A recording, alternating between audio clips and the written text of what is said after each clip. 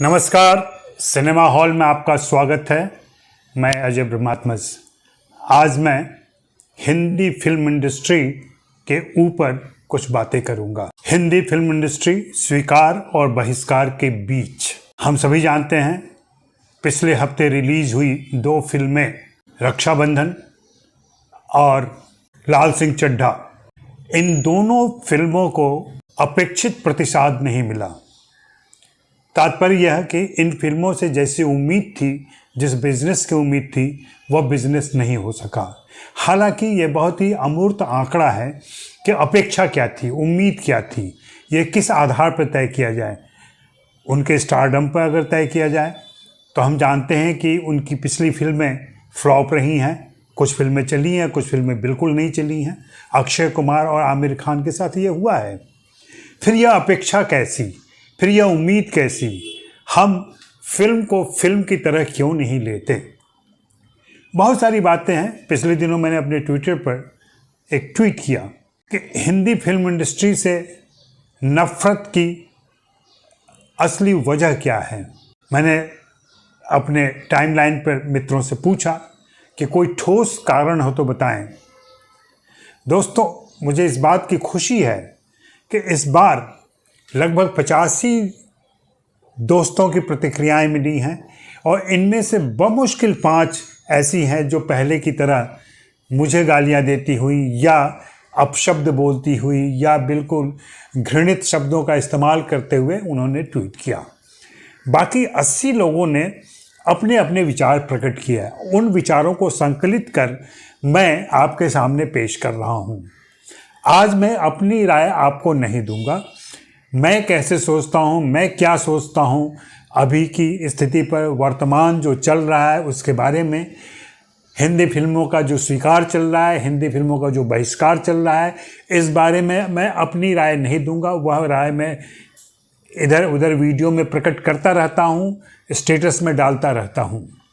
आज मैं आप सभी मित्रों के बताए कारणों को आपके सामने रख रहा हूँ सार रूप में। मुझे 80 टिप्पणियां ऐसी मिली हैं जो फिल्म इंडस्ट्री की बातें करती हैं।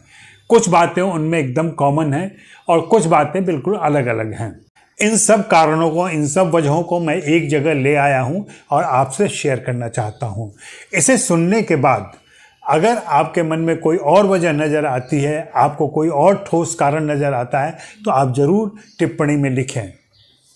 यहाँ मैं याद दिला दूँ कि आप सिनेमा हॉल को सब्सक्राइब कर लें, मेरे साथ चलें, और साथ ही अगर आप मेरे वीडियो पसंद करते हैं, मेरी बातें आपको अच्छी लगती हैं, तो buy me a coffee link पर जाकर मेरे लिए कॉफ़ी खरीदें, मेरे साथ रहें।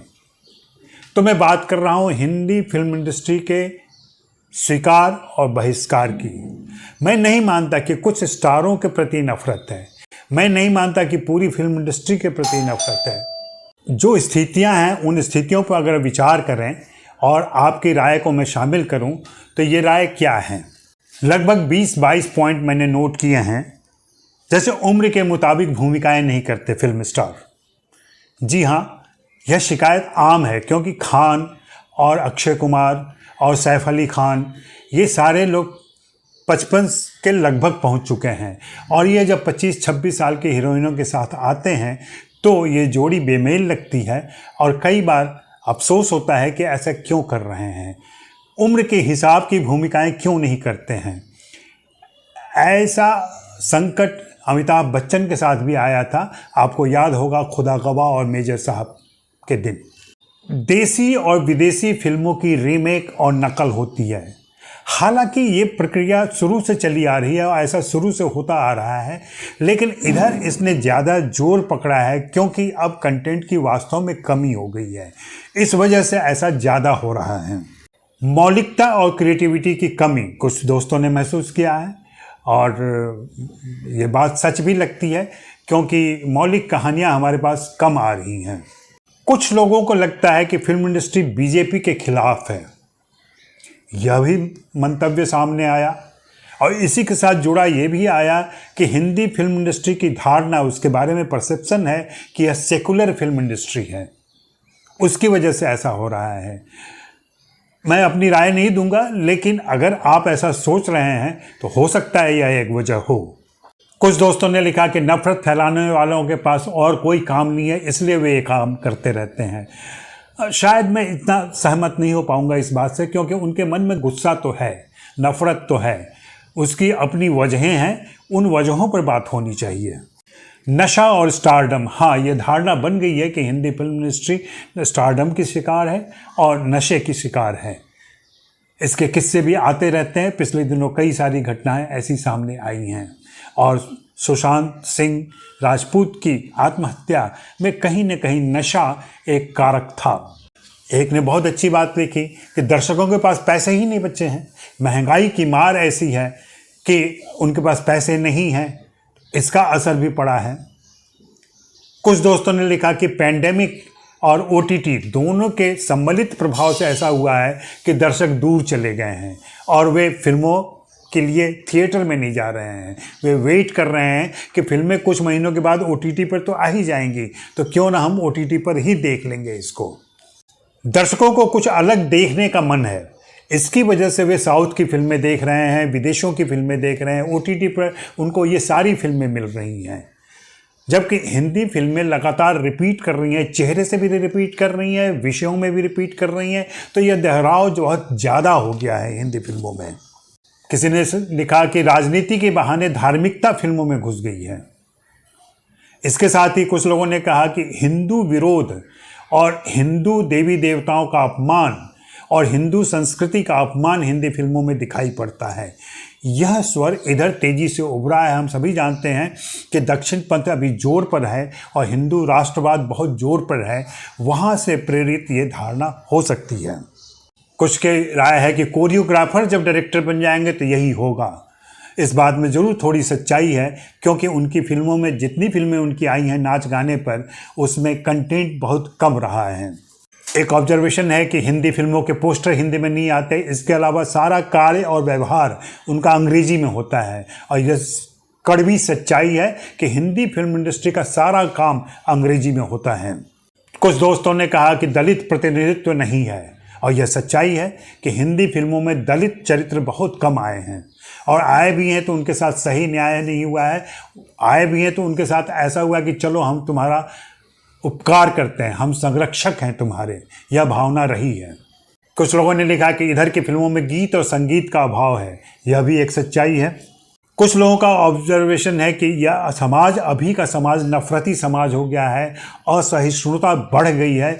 इसकी वजह से ये हो रहा है कि हिंदी फिल्म इंडस्ट्री को लोग नापसंद कर रहे हैं और किसी भी ऐसी बात को नापसंद कर रहे हैं जो उनके मन मुताबिक न हो, उनकी सोच के मुताबिक न हो।